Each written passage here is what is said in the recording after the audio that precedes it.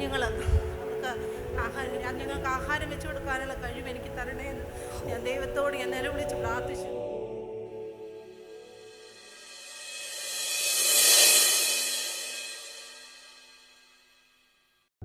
ദൈവനാമത്തിന് മഹത്വം ഉണ്ടായിരിക്കട്ടെ.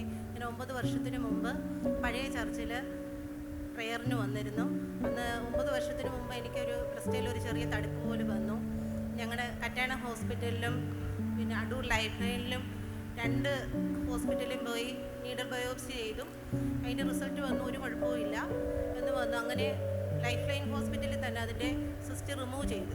ആ റിമൂവ് ചെയ്ത സിസ്റ്റ് ബയോപ്സിക്ക് വിട്ടപ്പോൾ അതിൻ്റെ റിസൾട്ടിനകത്ത് ഫസ്റ്റ് സ്റ്റേജ് കഴിഞ്ഞ് സെക്കൻഡിലോട്ട് കയറി എന്നുള്ള വാർത്തയാണ്. അത് കേട്ടപ്പോഴത്തേന് ഞാൻ ആകെ തകർന്നു പോയി. ഇനി 2 കുഞ്ഞുങ്ങൾ, അവർക്ക് രാത്രിയുടെ യാമങ്ങൾ ഞാനിന്ന് പ്രാർത്ഥിച്ചു. എൻ്റെ കുഞ്ഞുങ്ങൾക്ക് ആഹാരം വെച്ചു കൊടുക്കാനുള്ള കഴിവ് എനിക്ക് തരണേ എന്ന് ഞാൻ ദൈവത്തോട് ഞാൻ നിലവിളിച്ച് പ്രാർത്ഥിച്ചു. അങ്ങനെ എൻ്റെ നാത്തൂനാണ് എന്നെ ഈ പ്രെയറിന് അവിടെ കൊണ്ടുവന്നത്.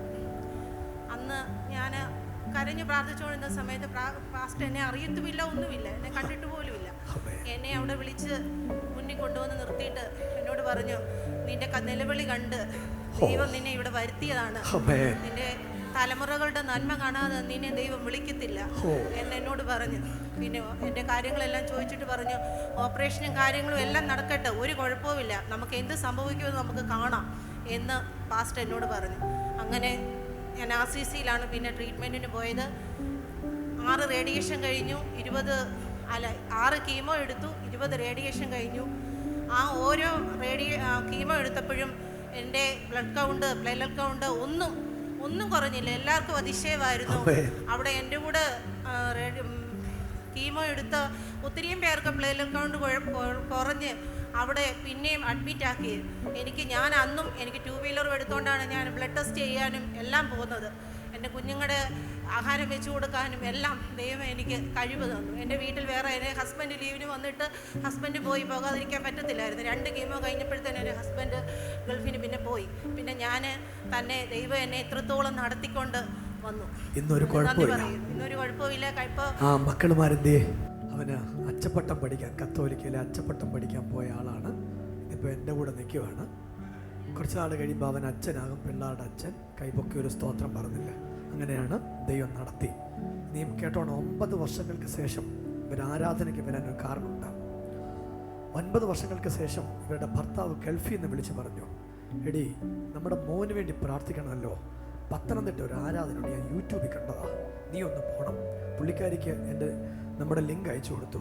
അയ്യോ, പുള്ളിക്കാരി നോക്കിയിട്ട് പറഞ്ഞു, അത് പണ്ട് നമ്മൾ പോയ ആരാധനയാണ്, പണ്ടത്തെ ആരാധനയാണ്. എന്ന് വെച്ചാൽ എന്ന് പോയാലും പ്രാർത്ഥന കടമുണ്ട്. കൈയടിച്ചൊന്ന് ആമയും പറയാമോ?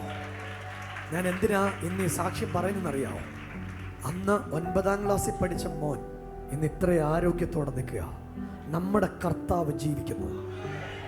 ദൈവം ഒരാൾക്ക് സൗഖ്യം. ഞാൻ ആവർത്തിച്ച് ചോദിച്ചു, നമ്മുടെ റിപ്പോർട്ട് എങ്ങനെയാ?